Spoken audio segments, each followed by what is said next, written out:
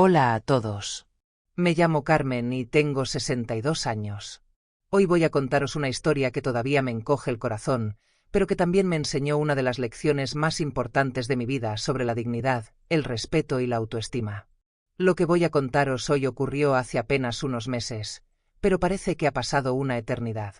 Esta historia trata sobre mi único hijo, Javier, su mujer Laura, y el momento en el que tuve que tomar la decisión más difícil de mi vida como madre. Antes de llegar al meollo del asunto, debo llevaros atrás en el tiempo para que comprendáis todo el contexto de esta situación. Nací en un pequeño pueblo de Castilla. Mi padre era carpintero y mi madre costurera. No teníamos mucho, pero mis padres me enseñaron el valor del trabajo duro, la honestidad y el respeto a los demás. Recuerdo cómo mamá siempre decía: Carmen, puedes no tener dinero, pero siempre debes tener dignidad. A los 23 años me casé con Antonio. Era electricista en una gran fábrica. Nos enamoramos a primera vista en un baile del pueblo. 3 años después nació Javier, nuestro mundo entero, nuestra alegría, nuestro todo. Antonio era un padre maravilloso. Pasaba cada momento libre con Javier. Le enseñaba a hacer bricolaje, jugaba al fútbol con él, le leía cuentos antes de dormir. Éramos una familia feliz. No éramos ricos, pero a nadie le faltaba nada. Cuando Javier tenía 15 años, nuestra vida se derrumbó en un instante. Antonio murió en un accidente de tráfico. Un conductor borracho le embistió de frente. Mi marido no tuvo ninguna oportunidad. Recuerdo a los guardias civiles llamando a la puerta, recuerdo mi propio grito, recuerdo cómo Javier empezó a llorar aunque intentaba ser fuerte. De repente me encontré sola con un hijo adolescente y una hipoteca. Solo tenía el graduado escolar y trabajaba como limpiadora en un colegio. El sueldo era irrisorio, pero no tenía opción. De alguna manera tenía que mantenernos a los dos. Recuerdo esos primeros meses después de la muerte de Antonio. Lloraba por las noches para que Javier no me viera. Por la mañana me levantaba a las 5, iba al colegio, limpiaba durante 3 horas antes de que empezaran las clases. Luego corría a un centro de salud donde tenía el segundo trabajo, limpiaba allí después de los diferentes eventos. Por las noches también cogía planchado a domicilio de conocidos. Dormía 4, a veces 3 horas por noche. Pero sabía que tenía que hacerlo. Javier debía terminar el instituto, ir a la universidad, tener una vida mejor que la mía. Esa fue la promesa que le hice a Antonio junto a su ataúd. Javier estudiaba bien. Era un chico listo, siempre sacaba buenas notas. Después del instituto aprobó la selectividad y entró en Derecho en la Universidad Complutense de Madrid. Estaba tan orgullosa. Lloré de alegría cuando me enseñó los resultados. Pero estudiar en Madrid significaba gastos adicionales. Alquiler de un piso de estudiantes, comida, libros, tasas universitarias. Mi sueldo de limpiadora nunca hubiera sido suficiente. Así que hice lo que tenía que hacer. Vendí la casa. Sí, vendí la casa que Antonio y yo habíamos levantado durante 10 años. La casa donde nació Javier, la casa llena de recuerdos. Me mudé a un pequeño piso de protección oficial, apenas 25 metros cuadrados, una habitación con cocina americana. Pero el dinero de la venta de la casa me permitió financiar los estudios de Javier y darle todo lo que necesitaba. Javier intentó protestar cuando le conté mi decisión. Decía que podía ponerse a trabajar, que no necesitaba hacer eso. Pero yo fui inflexible. Tu padre habría querido que terminaras la carrera, le dije. Es mi deber como madre. Durante 5 años, Javier estudió Derecho. Yo seguía trabajando en 2 empleos. Le enviaba dinero cada mes para el alquiler, para la comida, para los libros, para todo. A veces ni siquiera tenía para coger el autobús e iba andando al trabajo para ahorrar esos pocos euros. Pero todo tenía sentido cuando Javier terminó la carrera con matrícula de honor. Montó su propio despacho de abogados con 2 compañeros de la universidad. Los comienzos fueron difíciles, pero poco a poco empezó a despegar. Después de 3 años ya tenía una posición estable y ganaba bien. Fue entonces cuando conoció a Laura. Se conocieron en un congreso de abogados. Laura venía de una familia acomodada del barrio de Salamanca en Madrid. Su padre era directivo de una gran empresa, su madre médico. Eran gente de éxito, con dinero, influencias y contactos. Cuando Javier trajo a Laura por primera vez a mi pequeño piso, vi en sus ojos lo que intentaba ocultar: decepción. Miraba mi modesto apartamento como si estuviera en una chabola. Pero sonrió de forma artificial y dijo que encantada de conocerme. No me cayó bien. Pero ¿qué podía hacer? Javier estaba enamorado. Decía que Laura era el amor de su vida, que nunca había sido tan feliz. Como madre, solo quería su felicidad.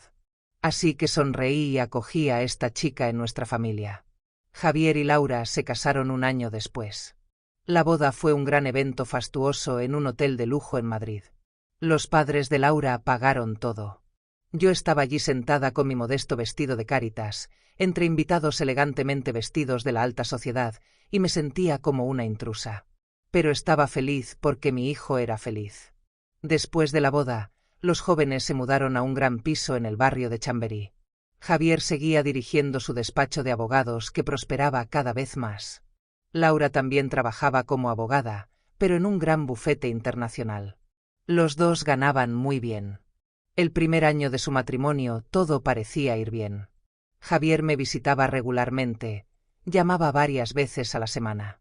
Laura venía con él, pero siempre hablaba poco y parecía que prefería estar en otro sitio. Pero luego algo empezó a cambiar.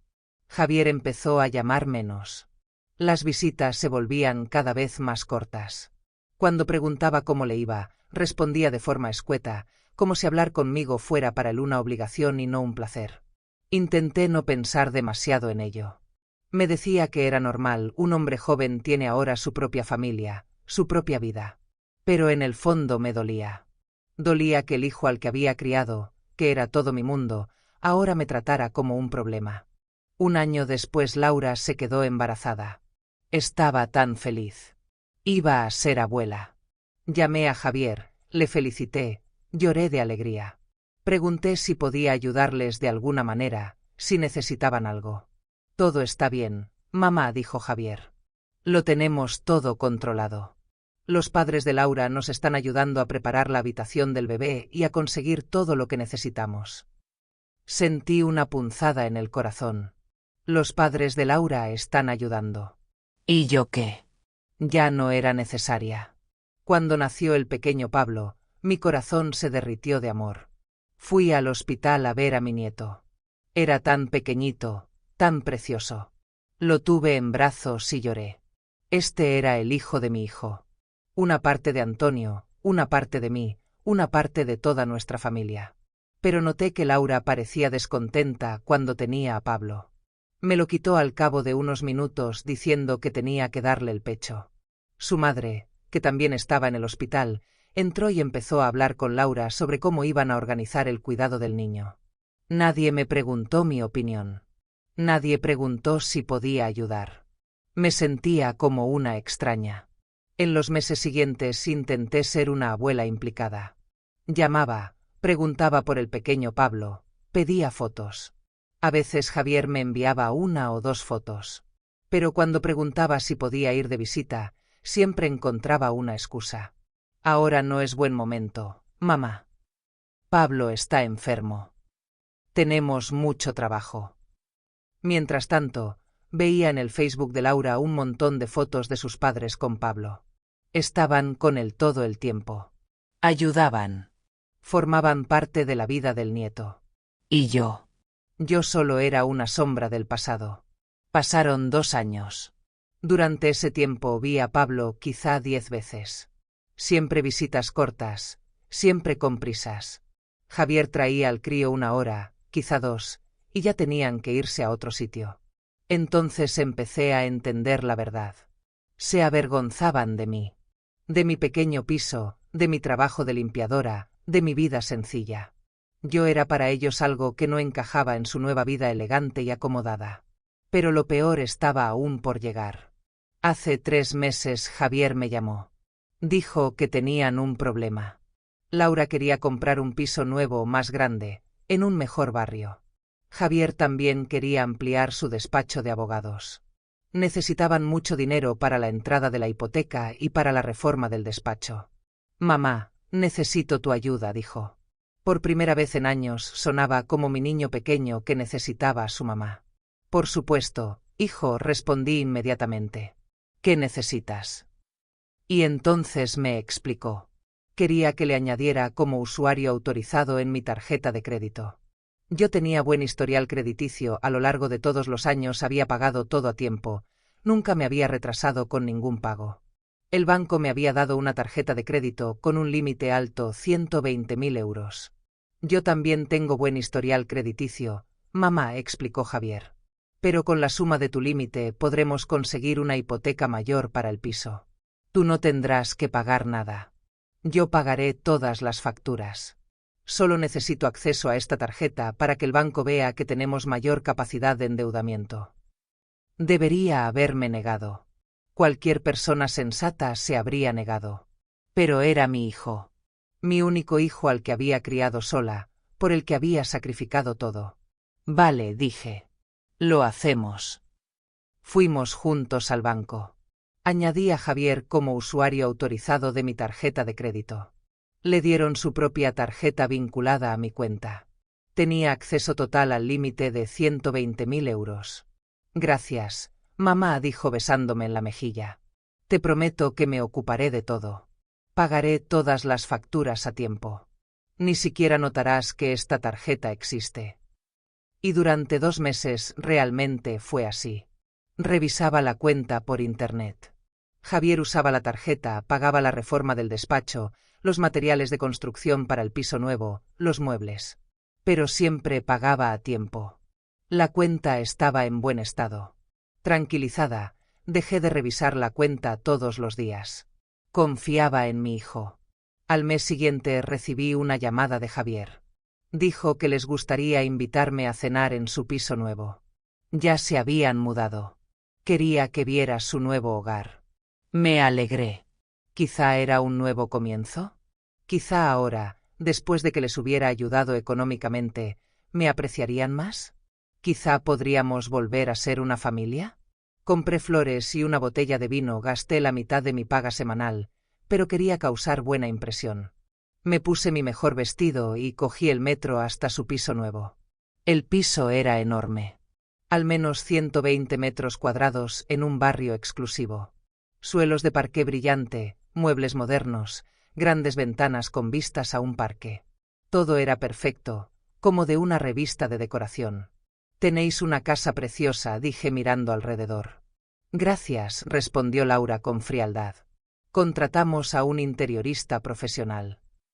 Javier me enseñó todo el piso. La habitación de Pablo era como el sueño de cualquier niño, llena de juguetes, libros, con una cama con forma de coche de carreras. El dormitorio principal era tan grande como todo mi piso. Sois muy afortunados, le dije a Javier. Os lo merecéis. Entonces Javier dijo que también habían invitado a los padres de Laura a cenar. Sería una reunión familiar. Sentí una sensación extraña en el estómago, pero sonreí. Estupendo. Será agradable conocerles mejor. Los padres de Laura llegaron media hora después. Don Carlos y doña Isabel. Él con un traje elegante, ella con un vestido de diseño. Besaron a Laura y Javier, les regalaron un vino caro que parecía costar más que mi sueldo mensual. Y esta es doña Carmen, la madre de Javier, me presentó Laura, como si hablara de una pariente lejana a la que apenas conocía. Encantado de conocerla, dijo don Carlos dándome la mano. El apretón fue breve, formal. Laura nos invitó a todos al comedor. La mesa ya estaba puesta, porcelana blanca preciosa, copas de cristal, cubiertos de plata. Todo parecía un restaurante elegante. Empezamos a sentarnos a la mesa. Don Carlos y doña Isabel se sentaron en un lado. Laura les indicó sus sitios, como si fuera obvio. Yo me moví para sentarme junto a ellos. Y entonces ocurrió. Javier puso su mano en mi hombro.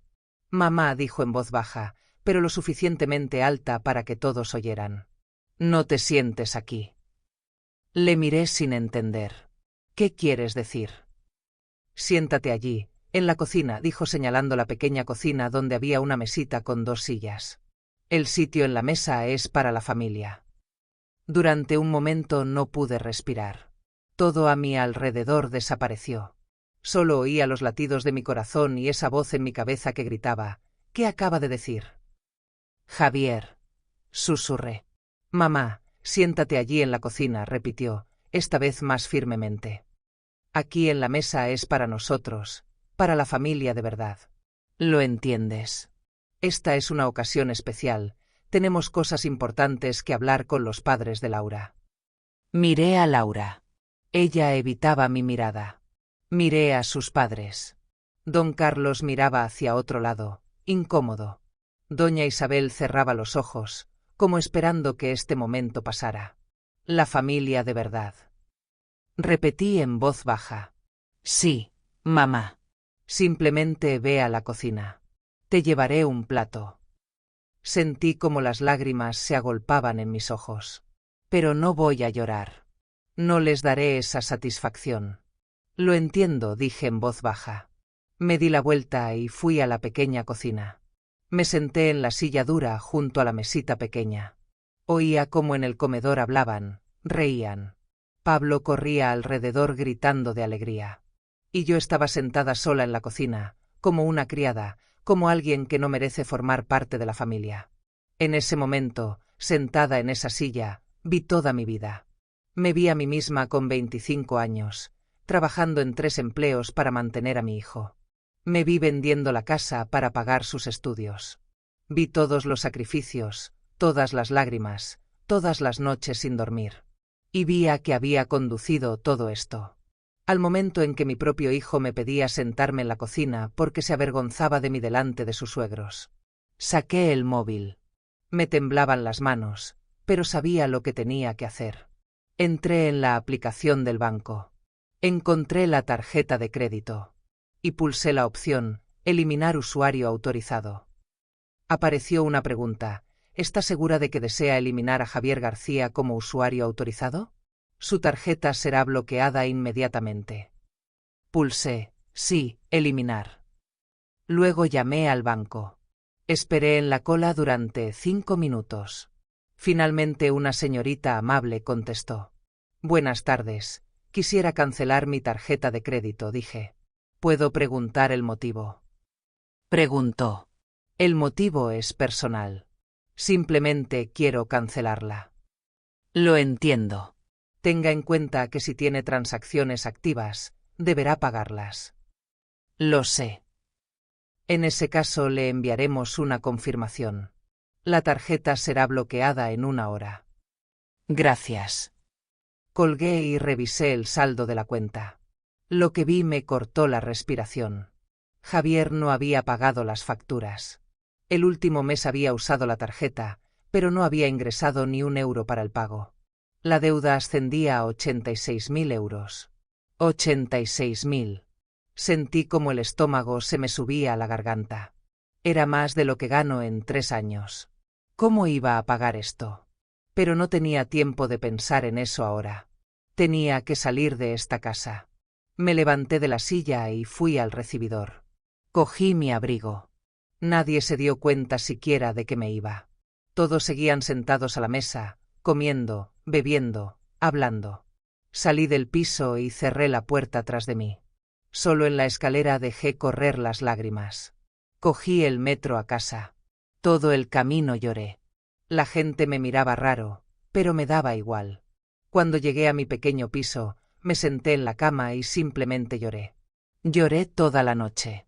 Lloré por todos esos años de sacrificio. Lloré por el marido que había perdido. Lloré por el hijo que aparentemente también había perdido. A la mañana siguiente, Javier llamó. No contesté. Volvió a llamar. Y otra vez. Finalmente contesté. Mamá, ¿qué has hecho? Gritaba por teléfono. Has bloqueado mi tarjeta. Estaba en un Leroy Merlin y la tarjeta fue rechazada. Me humillaron delante de todo el mundo.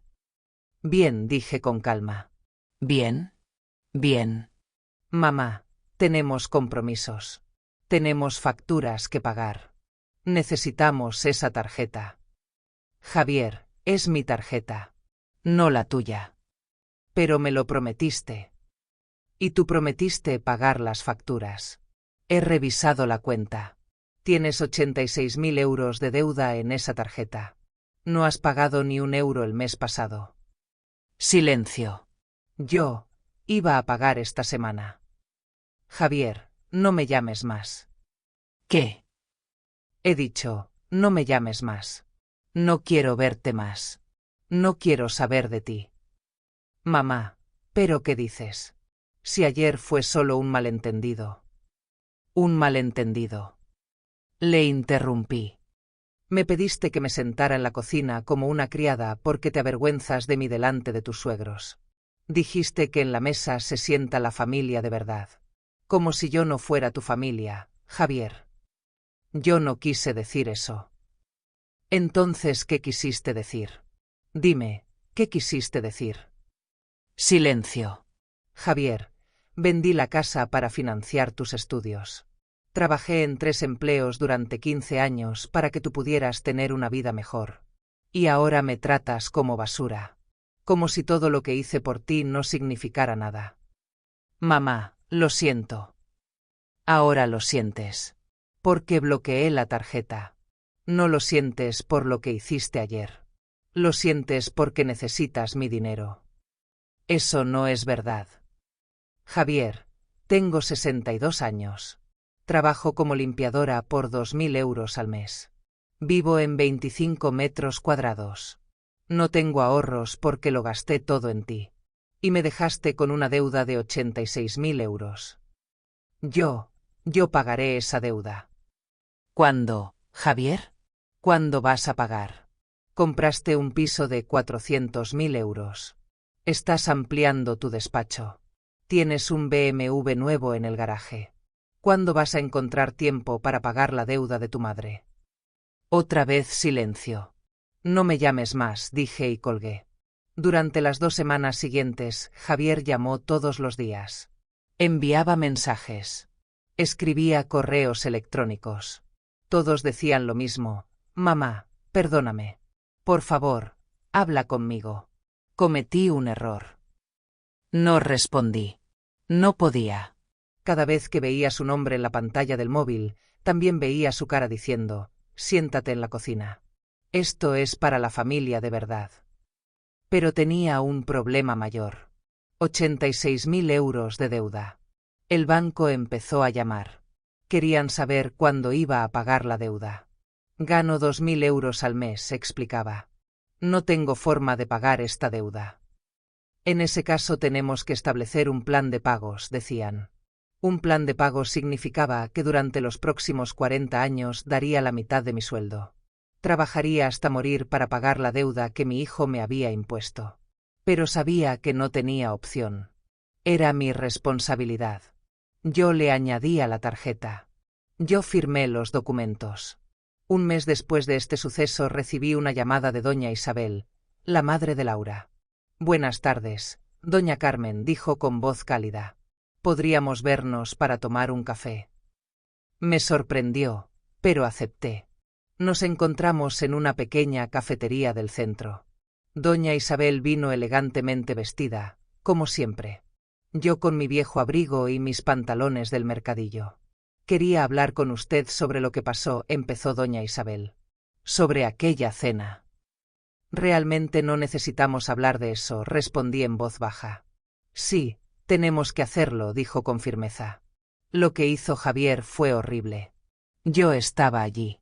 Lo vi todo. Y me avergüenza no haber reaccionado en ese momento. La miré sorprendida. ¿Sabe? Continuó doña Isabel, yo también vengo de una familia modesta. Mi padre era mecánico, mi madre trabajaba en una fábrica. Sé lo que es ser tratada con condescendencia por gente que cree ser superior. Pero ustedes... Empecé. Ahora sí, pero no siempre. Trabajé duro para entrar en medicina. Trabajé duro para ser médico. Y por el camino conocí a mucha gente que me miraba como Laura la mira a usted. Sentí como las lágrimas subían. Doña Carmen, lo que usted hizo por su hijo es extraordinario. Vendió su casa. Trabajó en 3 empleos. Lo sacrificó todo. Y así le da las gracias. Negó con la cabeza. Eso no está bien. ¿Qué debo hacer ahora? Pregunté. Tengo una deuda de 86.000 euros. Mi hijo ya no me llama. Lo estoy perdiendo todo. Javier llama, dijo doña Isabel. Llama todos los días. Llora. Está desesperado. Pero también tiene miedo de que Laura se entere de cuánto le ha hecho daño. Miedo de que nosotros, sus suegros, le veamos de otra manera. Debería tener miedo, dije en voz baja. Estoy de acuerdo. Pero también hay algo que debe saber.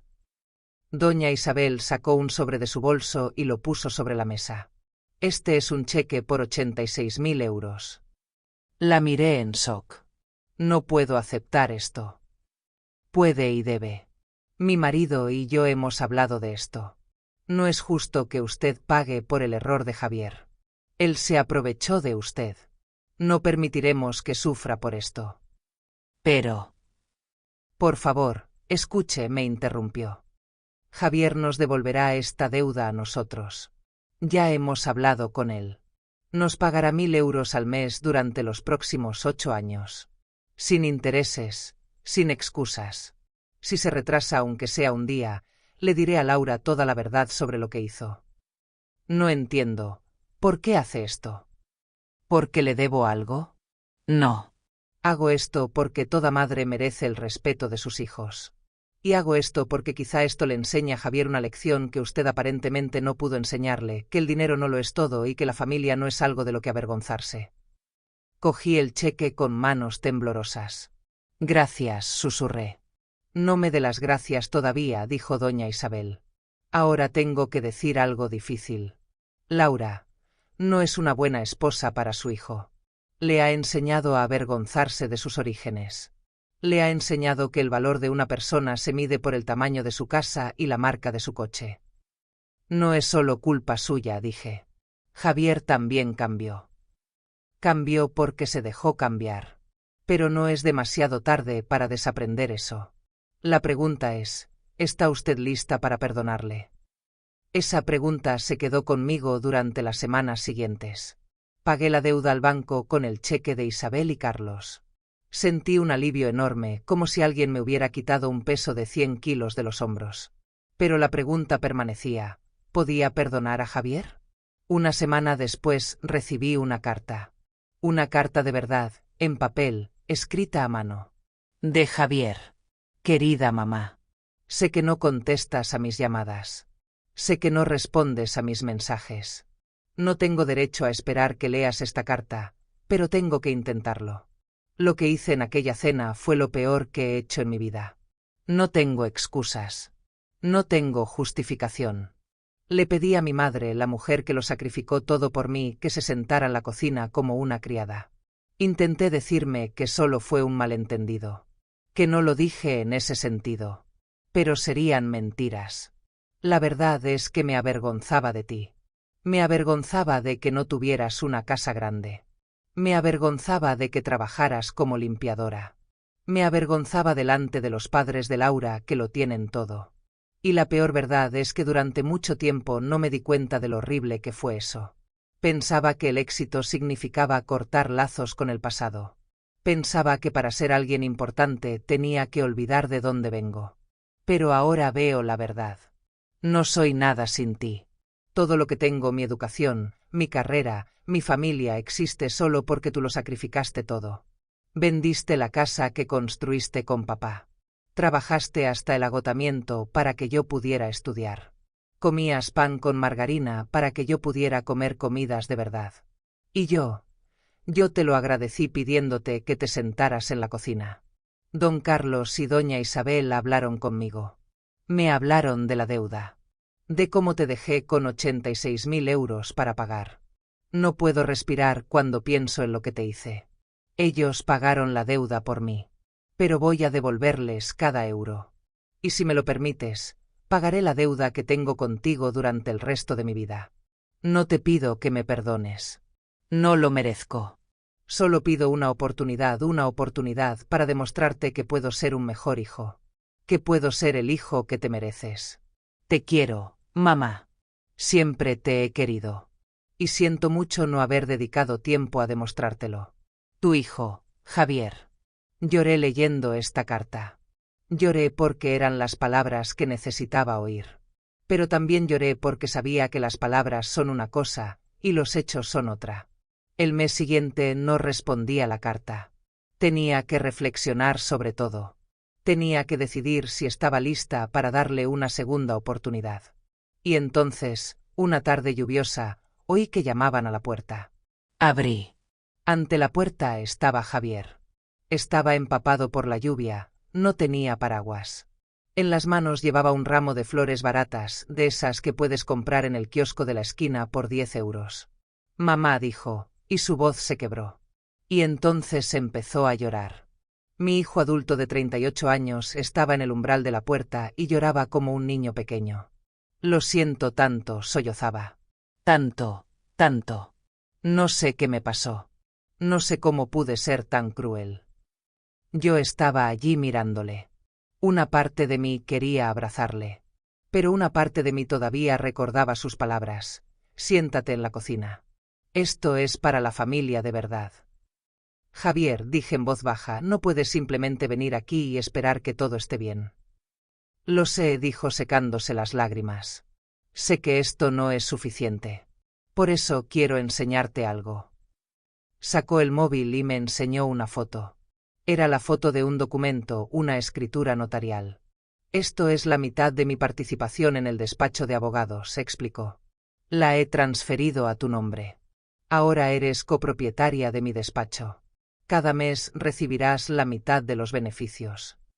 Miraba el documento en shock. Javier, no puedo aceptar esto. Puedes si debes. Esto no es un regalo. Es la devolución de una deuda. Durante tantos años trabajaste para que yo pudiera tener todo esto. Ahora es momento de que tú tengas algo de esto. Pero tu familia. Laura. Laura estuvo de acuerdo. De hecho, fue ella quien lo sugirió. Resulta que cuando le conté toda la verdad, cómo te traté, la deuda, todo se quedó horrorizada. Dijo que se avergüenza de haberse casado con un hombre que trata así a su madre. Entonces ella lo sabe. Lo sabe todo. Y quiere mucho disculparse contigo. Pero primero tengo que arreglar esto. Me miró con desesperación en los ojos. Mamá, no te pido que me perdones de inmediato. No lo merezco. Solo pido una oportunidad. Dame una oportunidad para volver a ser tu hijo. Estaba allí mirándole. A mi hijo al que di a luz hace 38 años. Al que crié sola después de que muriera mi marido. Al que amaba más que a mi propia vida. Y me di cuenta de que a pesar de todo lo que había pasado, todavía le quería. Entra, dije en voz baja. Te haré un té. Su cara se iluminó. De verdad. De verdad. Pero Javier, esto no significa que todo esté perdonado. Esto no significa que podamos simplemente volver a como era antes. Lo sé, dijo rápidamente. Lo sé, mamá. Pero te prometo que trabajaré cada día para recuperar tu confianza. Y entró. Durante las horas siguientes hablamos. Hablamos de verdad, por primera vez en años. Javier me contó cómo Laura le había presionado mucho para que cambiara. Cómo ella sugería que sus orígenes eran algo de lo que debería avergonzarse. Como sus padres, aunque eran amables, siempre le daban a entender que no estaba a su nivel. Pero no es culpa suya, dijo. Es culpa mía. Me dejé creer esas cosas. Me dejé olvidar quién soy realmente. ¿Y quién eres? Pregunté. Soy el hijo de Carmen García.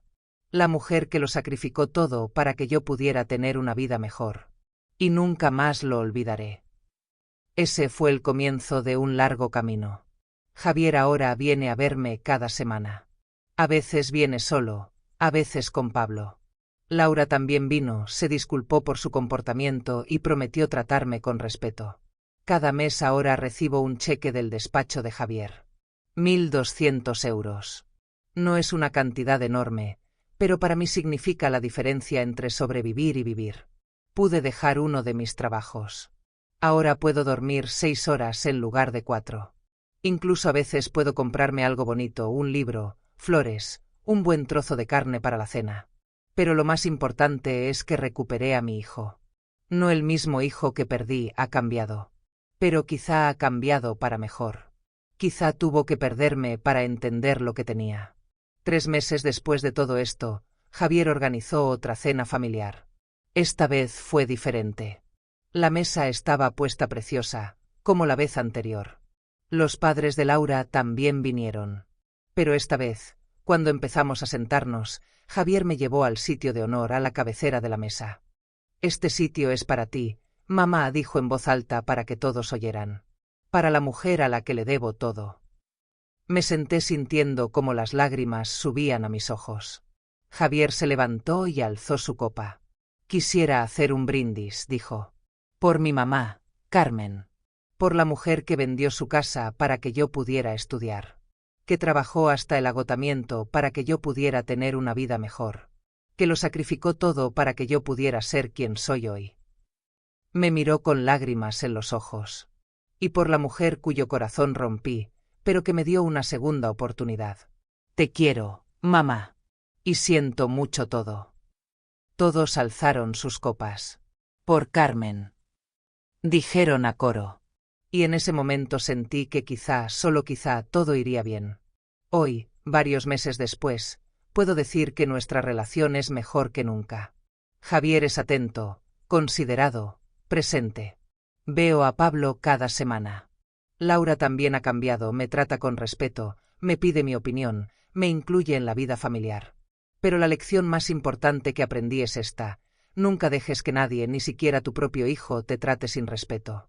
Tu dignidad es más importante que cualquier dinero, cualquier relación. Cuando estaba sentada en aquella cocina, humillada y olvidada, tenía 2 opciones. Podía aceptarlo o podía luchar por mí misma. Elegí luchar. Y aunque fue lo más difícil que he hecho nunca, sé hoy que fue la mejor decisión de mi vida. Porque no solo le enseñé a mi hijo una lección sobre el respeto. También me enseñé a mí misma que merezco respeto. Que mi valor no depende del tamaño de mi casa o de mi trabajo. Que soy valiosa simplemente porque soy. A veces el amor significa decir no. A veces el amor significa dejar que alguien a quien amas enfrente las consecuencias de sus actos. Porque solo así pueden cambiar de verdad. Mi hijo me hizo daño. Profundamente. Pero le di una oportunidad de cambiar. Y lo hizo. No inmediatamente, no fácilmente, pero lo hizo. Hoy, cuando miro al pequeño Pablo, espero que crezca en una familia que entienda el valor del respeto. Que sepa que el valor de una persona no se mide por el dinero, sino por el carácter. Que recuerde siempre de dónde viene y quién le ayudó a llegar donde está. Y espero que mi historia ayude a alguien más, alguien que esté ahora en la situación en la que yo estaba hace unos meses. Alguien que se siente invisible, sin valor, olvidado por su propia familia. Recordad, merecéis respeto. Merecéis amor. Merecéis sentaros a la mesa, no en la cocina. Nunca dejéis que nadie os convenza de que valéis menos. Porque no es así. Gracias por escuchar mi historia. Espero que os haya dado fuerzas para luchar por vosotros mismos, como yo tuve que luchar por mí misma. Sed fuertes. Sed dignos. Y nunca olvidéis vuestro propio valor. Nos vemos en el próximo vídeo.